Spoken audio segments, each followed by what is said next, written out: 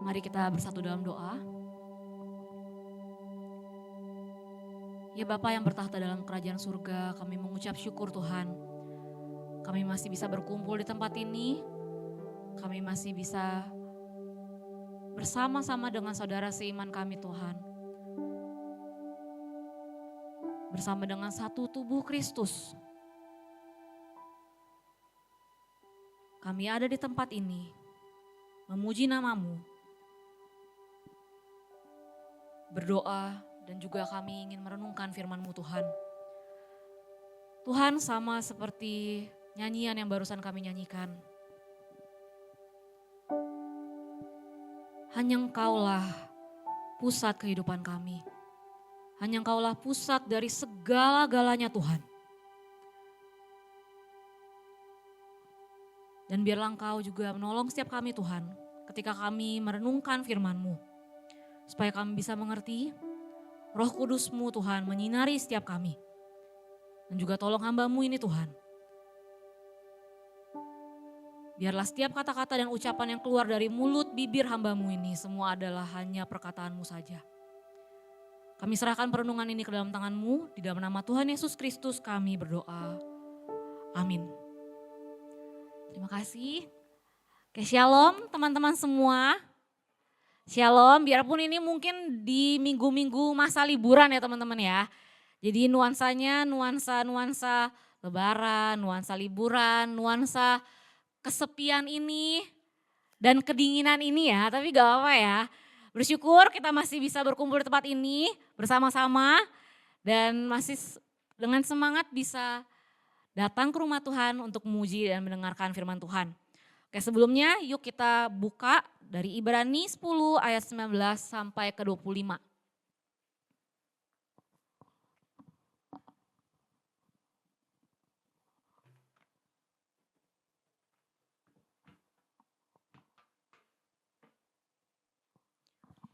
Oke, semua mari kita buka bersama Ibrani 10 ayat 19 hingga yang ke-25.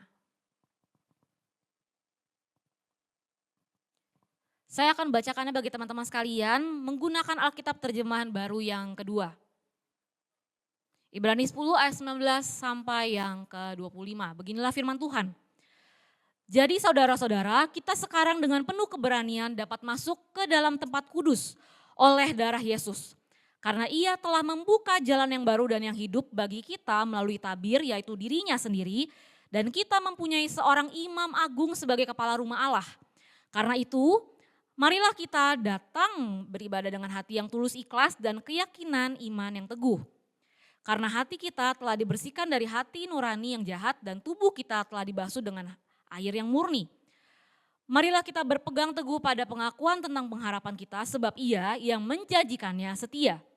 Marilah kita saling memperhatikan supaya kita saling mendorong dalam kasih dan dalam perbuatan baik. Janganlah kita menjauhkan diri dari pertemuan-pertemuan ibadah kita seperti yang dibiasakan oleh beberapa orang, tetapi marilah kita saling menasihati, terlebih lagi sementara kamu melihat hari Tuhan mendekat. Demikianlah firman Tuhan. Oke. Semua tahu logo ini? Tahu? Netflix. Nah teman-teman, pada tahun 1997 nih, pendiri Netflix, Reed Hastings dan Mark Randolph mendirikan Netflix sebagai awalnya bukan seperti Netflix yang kita tahu sekarang ya. Subscribe-an, streamingan, film yang mungkin cuma bayar per bulan atau mungkin ada yang annual gitu. Dan bisa dinonton terus-terusan tanpa adanya mungkin kuota gitu ya. Nah di tahun 1997 Netflix ini aslinya itu adalah penyewaan DVD melalui pos. Gak tahu nih teman-teman masih tahu gak ya yang namanya sewa DVD? Masih ya, masih di zamannya ya teman-teman ya. Jadi kita gak terlalu beda lah ya zamannya ya. Masih merasakan yang namanya membeli atau menyewa DVD. Nah Netflix ini awalnya juga seperti itu. Jadi penyewaan DVD melalui pos. Jadi sewa DVD terus dikirim. Nah lalu saat itu ada nih Blockbuster. Blockbuster ini sebenarnya mau dibilang saingannya Netflix iya, zaman itu. Zaman itu bahkan sebenarnya Blockbuster ini yang mendunia lah dibandingkan Netflix. Mendominasi pasar penyewaan film dengan ribuan toko fisik di seluruh dunia. Jadi Netflix tuh pada zaman ini itu nggak ada apa-apanya teman-teman. Nggak kayak sekarang yang terkenal banget. Orang-orang tuh taunya Blockbuster ini. Nah Netflix tapi hadir dengan konsep baru. Mereka itu udah mulai membuat layanan berlangganan tanpa denda keterlambatan. Yang ini merupakan ternyata salah satu keluhan dari para pelanggannya Blockbuster nih. Kan biasanya kalau sewa DVD terus dipinjam harus dibalikin. Kalau telat berarti ada biaya keterlambatan. Nah Netflix ini mau buka sesuatu yang gak seperti itu. Jadi bikinlah yang gak ada denda keterlambatannya nih. Nah ini kan sesuatu yang baik ya. Kalau orang-orang kita sebagai pencinta film pasti kayak, oh enak sih kalau kita nyewa terus kita kalau telat kita nggak denda dong. Sedangkan kalau Blockbuster nih denda. Nah tapi zaman itu Netflix itu masih sangat kecil teman-teman. Dia tuh nggak ada namanya. Blockbuster itu yang paling terkenal. Jadi Netflix mengalami kesulitan finansial dalam menghadapi dominasi si Blockbuster ini. Nah lalu tahun 2000 pendiri Netflix ini datengin nih Blockbuster. Karena mereka merasa mereka udah mau bangkrut. Mereka datang ke Blockbuster terus nawarin. Mau nawarin Netflix ini untuk dijual ke Blockbuster. Jadi tadinya mereka udah menawarkan supaya udahlah beli kita punya, lu jualin, lu pakai seharga 50 juta dolar.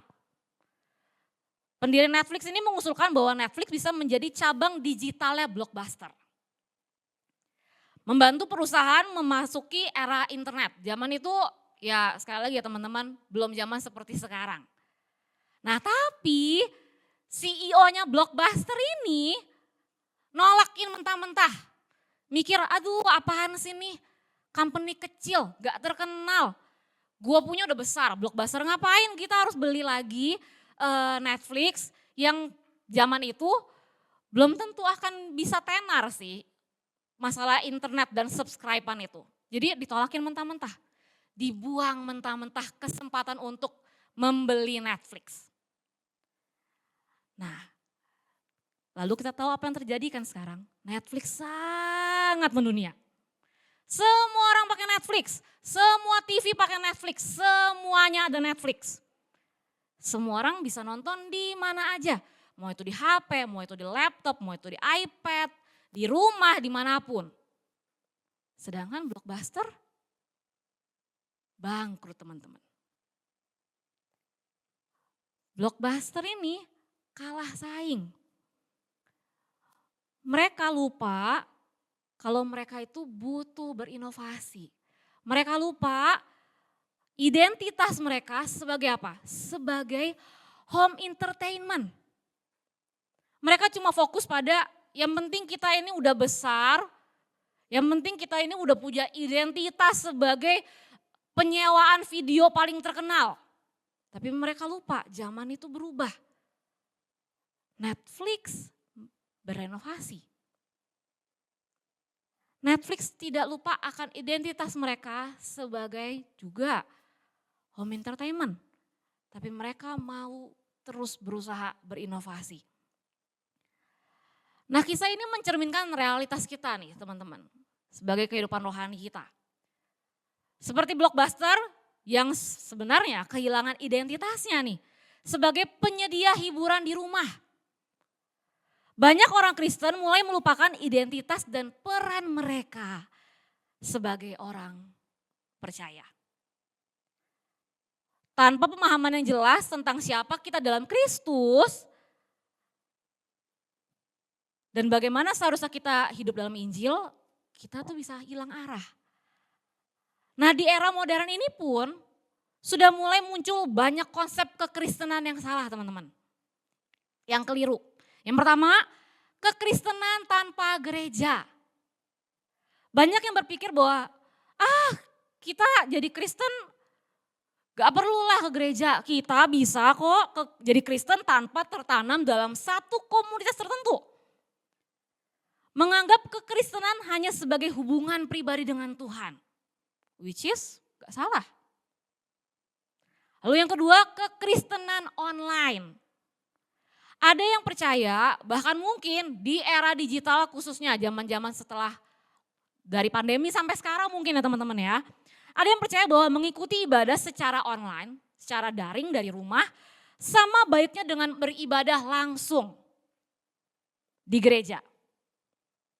Apakah di sini ada yang percaya akan hal itu? Jawablah semua dalam hati masing-masing.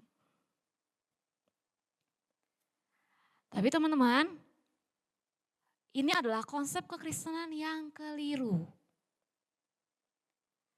Dan kabar buruknya teman-teman, penulis kitab Ibrani menegaskan bahwa ini salah. Kekristenan tanpa gereja itu salah, kekristenan online yang tidak datang beribadah dalam gereja juga keliru. Penulis kitab Ibrani menegaskan bahwa iman kepada Kristus itu bukanlah perjalanan individu semata teman-teman. Tetapi dengan sesama. Nah mari kita lihat sama-sama dari ayat 19 sampai ke 22. Yang pertama ya. Jadi saudara-saudara, kita sekarang dengan penuh keberanian dapat masuk ke dalam tempat kudus oleh darah Yesus. Karena ia telah membuka jalan yang baru dan yang hidup bagi kita melalui tabir, yaitu dirinya sendiri. Dan kita mempunyai seorang imam agung sebagai kepala rumah Allah. Karena itu marilah kita datang beribadah dengan hati yang tulus ikhlas dan keyakinan iman yang teguh. Karena hati kita telah dibersihkan dari hati nurani yang jahat dan tubuh kita telah dibasuh dengan air yang murni. Teman-teman, kita semua sebagai orang percaya, kita itu dipanggil datang ke hadirat Allah dengan penuh keberanian. Hal ini kita bisa datang dengan penuh keberanian ini dimungkinkan hanya karena Yesus telah menjadi korban yang sempurna bagi setiap kita. Sekali untuk selamanya. Kata keberanian dalam bahasa aslinya Yunani, dalam bahasa Yunani berarti berbicara dengan bebas tanpa takut ditolak. Ini menunjukkan bahwa kita dapat datang kepada Tuhan tanpa takut, dengan penuh keyakinan, seperti seorang anak kecil nih ya, teman-teman, seperti seorang anak kecil misalnya umur 3 sampai 5 tahun, datang ke orang tuanya minta mainan, kayak gitu. Gak takut, bisa minta apa aja ke orang tuanya. Gak ada rasa takut sama sekali. Nah tapi teman-teman, kalau misalnya kita baca ini, bagi orang Yahudi pada zaman itu, gagasan datang ke hadirat Allah dengan keberanian ini itu sangat radikal. Kenapa? Karena selama ribuan tahun, misalnya teman-teman ingat ya dari zaman perjanjian lama bahkan sampai sebelum Tuhan Yesus di kayu salib, hanya imam besar yang boleh masuk ke ruang maha kudus teman-teman. Ini tuh sudah diajarkan beribu-ribu tahun, gak ada satupun, gak ada nih kita, orang biasa gak bisa tuh datang ke ruang maha kudus ketemu Tuhan, gak bisa. Yang bisa datang hanya imam besar. Dan kenapa ini sangat radikal? Bahkan ya teman-teman, kalau misal imam besar ini datang, terus mempersembahkan korban, melakukan berbagai macam dalam tanda kutip ritual pada masa itu, terus ada hal yang salah, satu aja salah, mati di tempat teman-teman. Jadi sebegitu mengerikannya untuk bertemu hadirat Tuhan. Nah karena itu ketika orang Yahudi membaca ini, kita bisa datang kepada Tuhan, datang ke hadirat Tuhan dengan penuh keberanian, gak takut apapun, sendiri datang, itu hal yang aneh untuk orang Yahudi. Mereka gak pernah bisa membayangkan mereka bisa masuk ke ruang maha kudus, ketemu Tuhan secara langsung tanpa perantara imam. Teman-teman, perjanjian lama dari zaman Bait Allah sampai sebelum Tuhan Yesus mati, itu sudah membuat sistem yang sedemikian rupa untuk kita bertemu dengan Tuhan. Tapi melalui Kristus teman-teman, kini setiap orang percaya dapat beribadah dengan penuh keyakinan kapan saja. Seperti kita. Kita bisa datang ke rumah Tuhan, kita bisa datang ke gereja. Gak perlu tuh ada perantara. Misalnya kita mau masuk terus tiba-tiba harus mungkin. Kok Ivan yang datang ke sini, kok Ivan yang dengerin khotbah, kalian cuma di depan. Kayak gitu modelannya di zaman dulu teman-teman. Tapi sekarang kita bisa datang dengan bebas. Dari rumah kita bisa datang ke sini, kita bisa beribadah kepada Tuhan tanpa ada perantara apapun. Tanpa ada peraturan-peraturan yang membuat kita takut. Kita takut mati hanya karena untuk beribadah kepada Tuhan.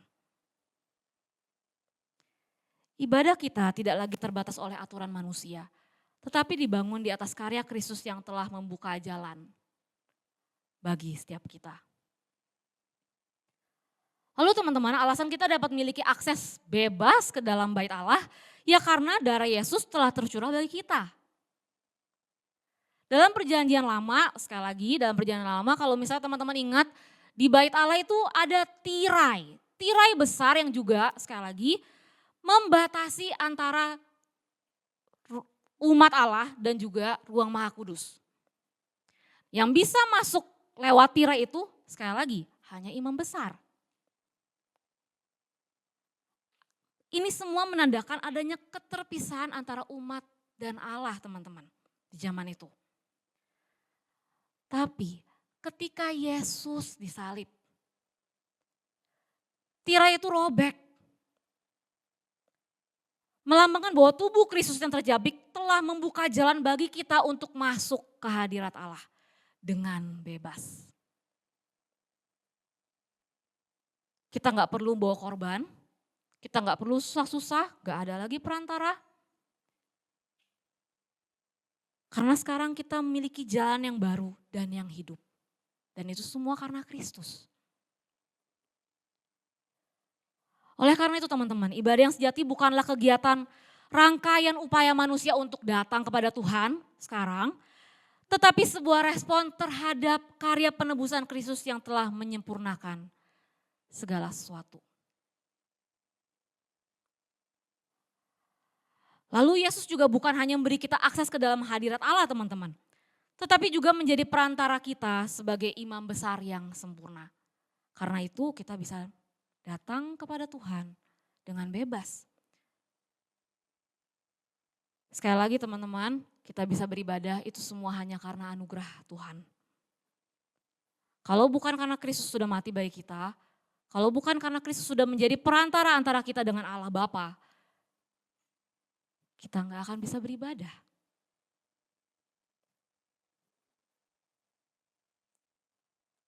Ibadah sejati adalah persekutuan dengan Allah, bukan sekadar aktivitas keagamaan, tetapi perjumpaan yang hidup dengan Tuhan kita melalui Kristus Yesus. Teman-teman, kalau kita memahami pengorbanan Yesus, kita mengerti bahwa kita diundang untuk mendekat kepada Allah dengan hati yang tulus dan iman yang teguh, seperti yang tertulis dalam perikop yang kita baca barusan. Ibadah yang berpusat pada Kristus bukanlah sekedar rutinitas mingguan teman-teman. Tetapi gaya hidup yang dipenuhi dengan kesadaran akan hadirat Allah yang kudus setiap harinya. Kita tidak perlu menunggu waktu tertentu untuk bertemu dengan Tuhan. Karena melalui Kristus Ia selalu menerima kita kapan saja. Tapi teman-teman, kita juga harus merenungkan nih, sebenarnya alasan apa kita mendekat kepada Allah? Apakah kita hanya datang untuk mencari berkat? Apakah kita datang kepada Allah, mendekat kepada Allah untuk mendapatkan sesuatu dari Tuhan? Banyak orang mencari Tuhan bukan karena Tuhan, bukan.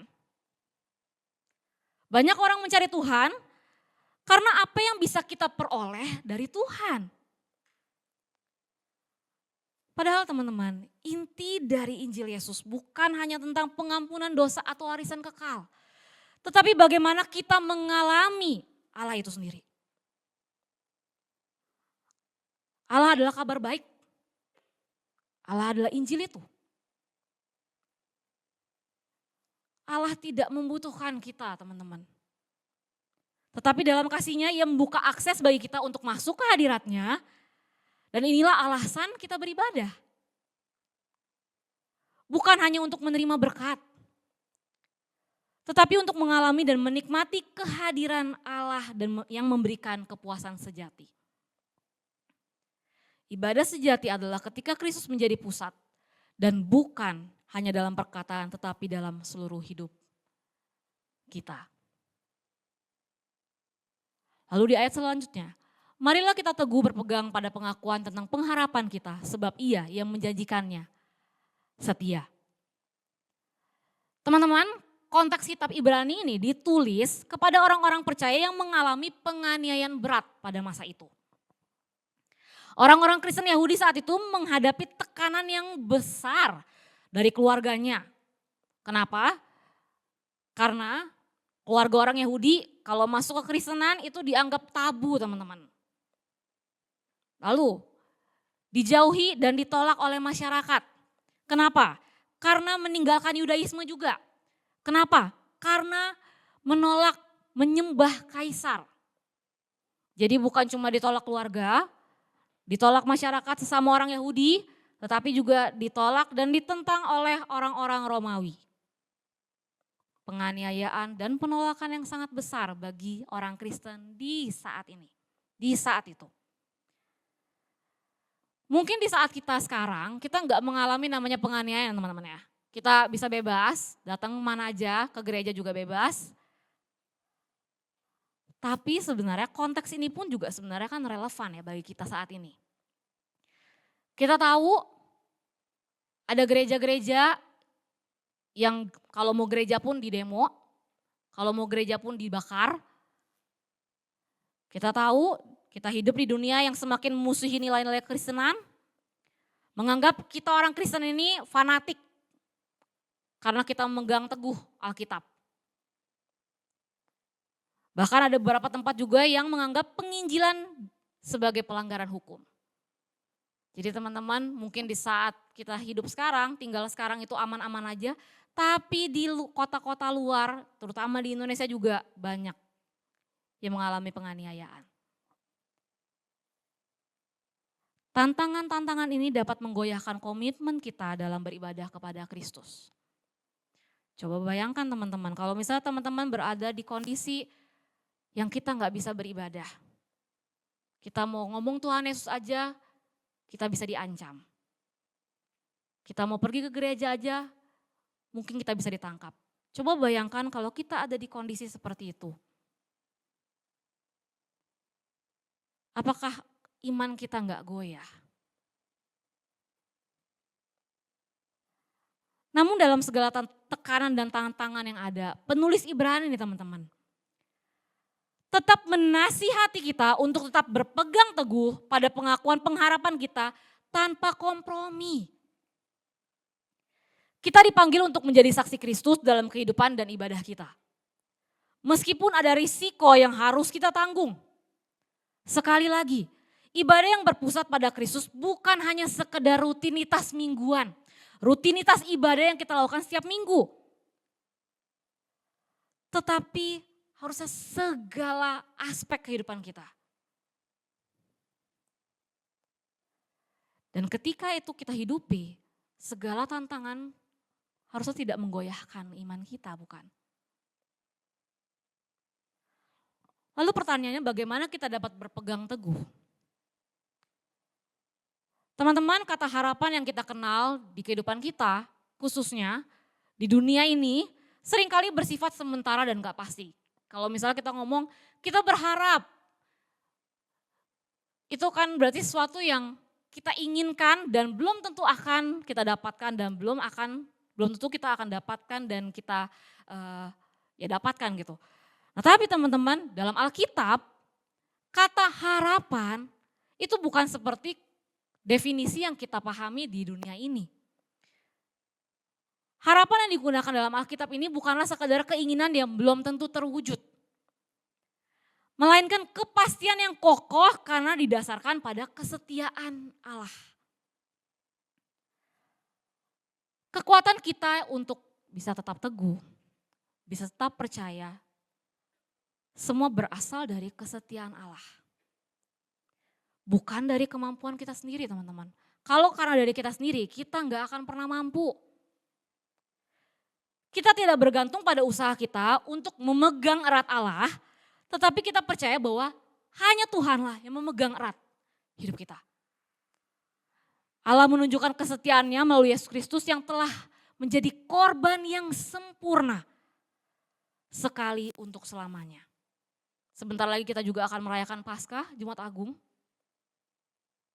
Kita akan merayakan dan mengingat kembali Kristus yang sudah mati dan menjadi korban yang sempurna bagi kita.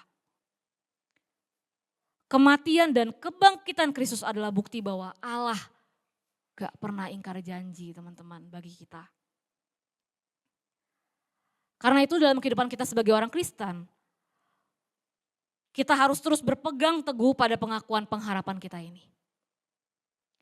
Kita menyembah Dia dengan segenap hati dan dipenuhi dengan keyakinan bahwa hanya Dia, Tuhan yang setia, berkuasa untuk menggenapi janjinya. Lalu ayat ke-24 dan ayat ke-25. Marilah kita saling memperhatikan supaya kita saling mendorong dalam kasih dan dalam perbuatan baik. Janganlah kita menjauhkan diri dari pertemuan-pertemuan ibadah kita seperti yang dibiasakan oleh beberapa orang.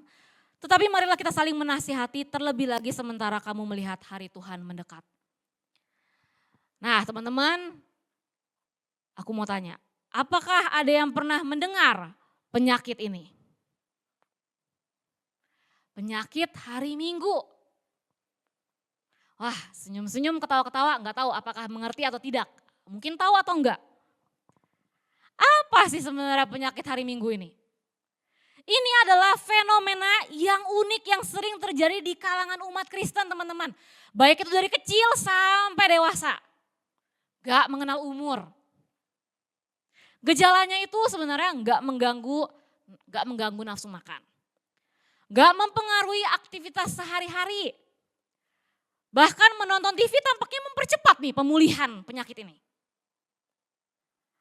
Namun satu-satunya gejala yang paling mencolok dari penyakit ini adalah ketidakmampuan untuk bangun dan pergi ke gereja di hari Minggu. Anehnya nih ya, ini aneh banget sih teman-teman. Penyakit ini anehnya, pas hari Sabtu kita baik-baik aja. Kita sehat, kita seger. Penyakit ini tapi hanya muncul tepat sebelum ibadah. Dan menghilang begitu ibadah selesai. Wah ini sangat-sangat unik fenomena ini. Lalu hari Senin besok nih normal lagi, kita sehat. Bisa kembali kuliah, bisa kembali kerja normal, baik-baik saja. Setiap hari kita nggak akan mengalami rasa sakit apapun sampai Minggu datang lagi.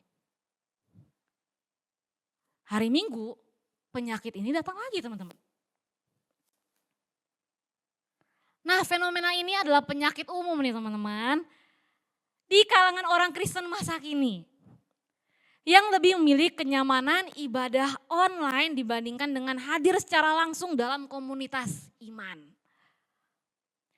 Namun penulis Ibrani mengingatkan bahwa kita orang Kristen yang hidup dalam Injil, yang berpusat pada Kristus,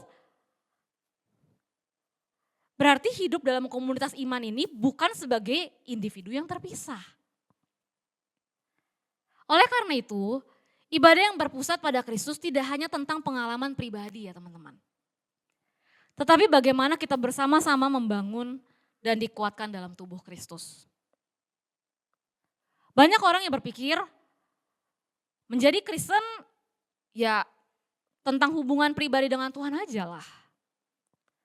Memang benar teman-teman, gak salah. Bahwa iman antara kita dan Tuhan itu keputusan pribadi, personal. Tetapi kekristenan bukanlah perjalanan yang dijalani sendirian. Contohnya, seperti seorang suami. Tidak harus berada di rumah untuk tetap menjadi suami. Ya. Tetapi jika si suami ini gak pulang-pulang, ya pernikahannya akan hancur. Begitu pula dengan kehidupan iman kita. Tanpa keterlibatan dalam komunitas, iman kita bisa melemah teman-teman. Dan Ibrani 10 ayat 24 sampai 25 ini menegaskan bahwa kita nggak boleh menjauhkan diri dari pertemuan ibadah. Pertemuan ibadah itu maksudnya ini ya, ibadah secara bersama, ibadah komunal di gereja. Ini bukan sekedar kehadiran fisik kita di gereja, tetapi tentang memiliki komunitas di mana kita bisa saling memperhatikan, kita bisa saling mendorong, menasihati dalam kasih.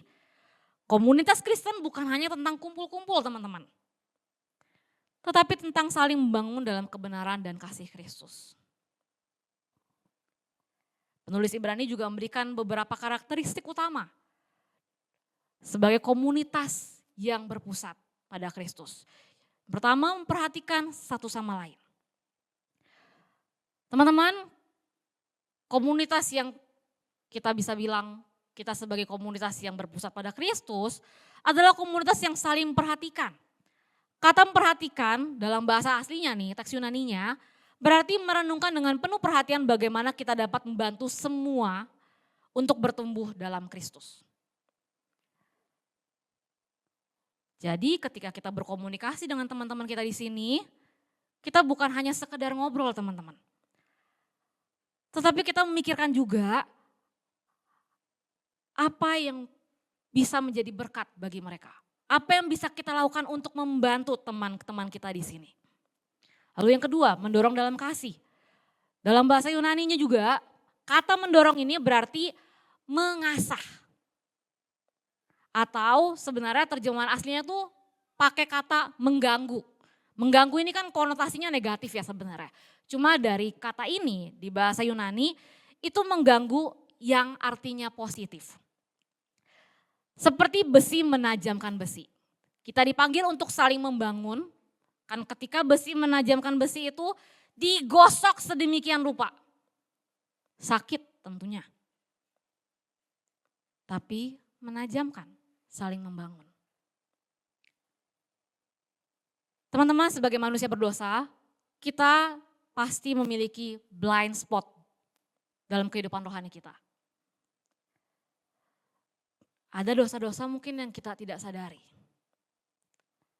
Oleh karena itu orang-orang dalam komunitas iman, misalnya kita di function ini, dapat membantu menunjukkan blind spot itu. Karena kita nggak mungkin bisa sadar teman-teman. Orang lain yang akan menunjukkannya, orang lain yang akan menegurnya. Oleh karena itu kita membutuhkan satu sama lain untuk bertumbuh. Dan sebaliknya, kita juga harus memiliki keberanian untuk menegur dan ditegur demi kebaikan kita, demi pertumbuhan rohani kita. Lalu yang ketiga, menasihati dan mendukung. Selain menegur, kita sebagai komunitas yang berpusat dalam Kristus Tuhan, teman-teman, kita juga dipanggil untuk saling menasihati dan mendukung. Kata menasihati ini juga artinya berjalan bersama dalam pergumulan orang lain, menempatkan diri dalam posisi mereka, dan tentunya memberikan dukungan rohani. Komunitas yang sehat adalah komunitas di mana teguran diberikan dengan kasih dan dukungan diberikan dengan ketulusan. Jika komunitas hanya menegur tanpa kasih, itu akan membuat barisan sakit hati. Tapi jika hanya memberikan dorongan tanpa kebenaran juga teman-teman, ini keliru. Menjadi komunitas yang permisif, menjadi komunitas yang memanjakan dosa. Lalu karakteristik yang terakhir. Sebagai komunitas yang hidup dalam Injil, kita harus ibadah bersama. Penulis Ibrani menekankan pentingnya ibadah bersama teman-teman. Dalam konteks surat ini jemaat mengalami penganiayaan karena iman mereka. Tetapi mereka tetap didorong untuk tidak meninggalkan ibadah mereka. Mengapa? Karena ibadah adalah sarana Tuhan untuk menopang iman setiap kita. Semakin sulit kehidupan, semakin besar godaan untuk meninggalkan iman. Semakin kita membutuhkan komunitas untuk bertahan dalam Kristus. Dalam ibadah, kita tidak hanya menyembah Tuhan secara pribadi, tetapi juga bersama-sama mengalami hadirat Tuhan. Oleh karena itu penting bagi kita untuk beribadah bersama agar tetap teguh dalam iman. Teman-teman, ibadah yang berpusat pada Kristus bukan hanya tentang mendengar khotbah. Bukan hanya tentang mendengar khotbah yang bagus. Bukan hanya tentang menyanyikan lagu-lagu yang menyentuh hati, yang emosional. Ibadah sejati terjadi ketika komunitas Kristen hidup dalam kasih. Saling membangun, bertumbuh dalam firman Tuhan. Teman-teman, aku tahu zaman sekarang ini sangat mudah untuk menemukan khotbah online yang baik. Khotbah online yang kita bisa sering mungkin katakan sebagai gospel-centered sermon. Yang berkualitas. Kita dapat mendengarkan khotbah dari pendeta-pendeta terkenal. Hanya dengan beberapa klik saja, bukan? Search di YouTube, kita bisa nonton rekaman khotbah-khotbah mereka. Selain itu aku juga tahu bahwa gereja online juga, kalau misalnya kita nonton gereja secara online, menawarkan ibadah yang lebih profesional dengan penyampaian khotbah mungkin yang lebih sistematis. Praise and worship yang mungkin lebih baik, lebih menarik. Kualitas produksi media yang lebih tinggi. Semua ini gak salah teman-teman, sarana yang baik, tetapi gak cukup. Kita membutuhkan satu sama lain. Gereja online, khotbah online, podcast teologi, dan berbagai sarana digital lainnya yang membantu pertumbuhan iman kita, tetapi itu nggak dapat menggantikan komunitas kita nih yang real teman-teman. Ketika kita hanya lihat YouTube, lihat rekaman, kita sendiri, bahkan dengan tontonan.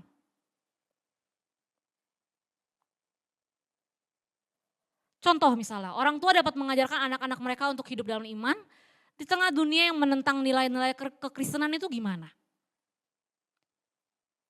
Mereka nggak bisa melakukannya sendiri. Mereka membutuhkan komunitas untuk saling mendukung, menguatkan, memberikan teladan bagi anak-anak mereka.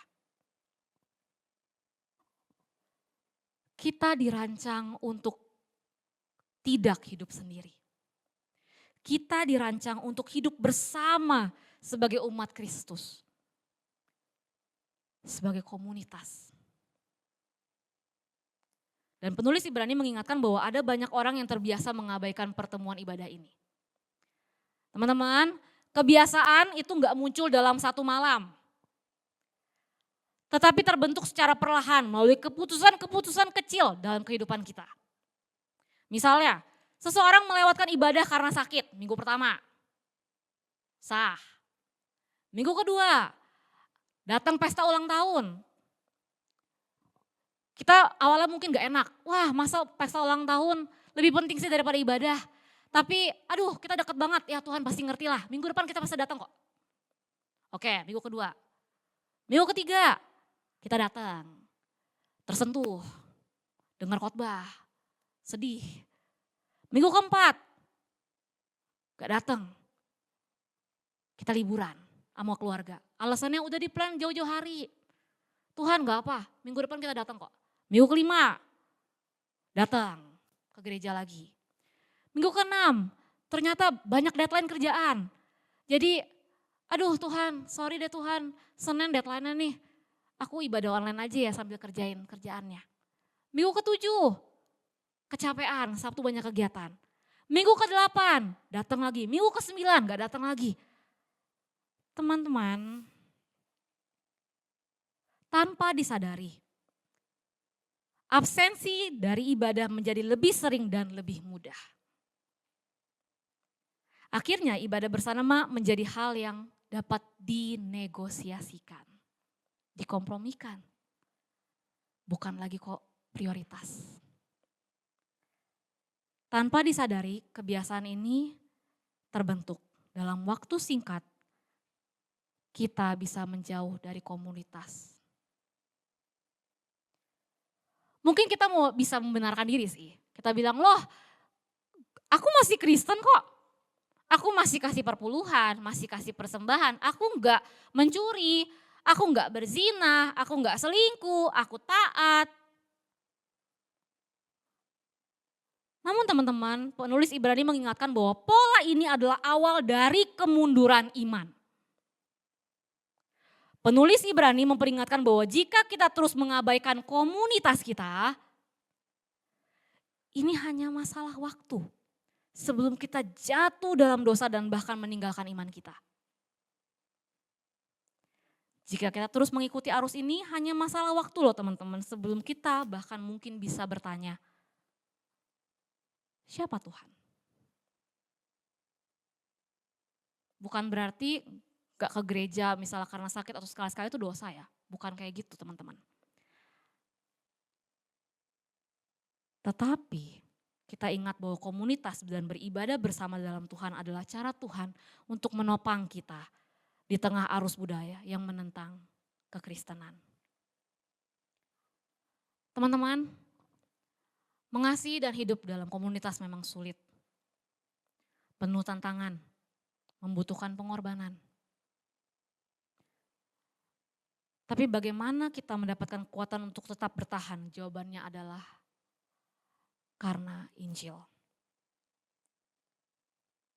C.S. Lewis berkata bahwa salah satu dorongan terbesar manusia adalah keinginan untuk diterima dalam inner circle atau inner ring. Kita ingin menjadi bagian dari kelompok yang kita kagumi. Ketika kita bisa menjadi part of that inner ring or inner circle, kita merasa aman. Ketika kita enggak menjadi part of that inner circle, kita enggak merasa aman. Tapi teman-teman, kabar baiknya adalah kita sudah diterima dalam inner circle yang paling utama, yaitu Allah Bapa, Allah Putra, dan Allah Roh Kudus. Yesus ditolak agar kita diterima. Kita nggak perlu lagi mencari pengakuan komunitas di dunia. Karena kita telah diterima sepenuhnya oleh Tuhan. Teman-teman, ibadah dan komunitas Kristen bukan sekedar pilihan, tetapi kebutuhan. Kita tidak bisa bertumbuh sendirian. Tuhan merancang kita untuk hidup dalam komunitas yang saling memperhatikan, mendorong, menasihati, dan beribadah bersama. Oleh karena itu kita dipanggil untuk beribadah bersama, saling menguatkan, dan bertumbuh dalam iman. Sekali lagi, ibadah adalah kebutuhan kita. Bukan sekedar pilihan teman-teman. Mari kita berdoa.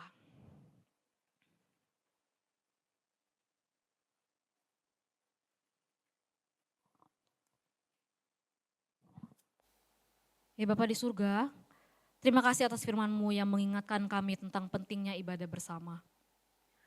Engkau manggil kami bukan hanya untuk beribadah secara pribadi, tetapi juga untuk saling menguatkan dan bertumbuh dalam persekutuan. Tuhan, tanamkan dalam hati kami Tuhan kerinduan untuk selalu datang ke rumah-Mu. Dengan ketulusan kami, bukan sekadar rutinitas tetapi sebagai wujud kasih kami kepadamu dan juga sama kami.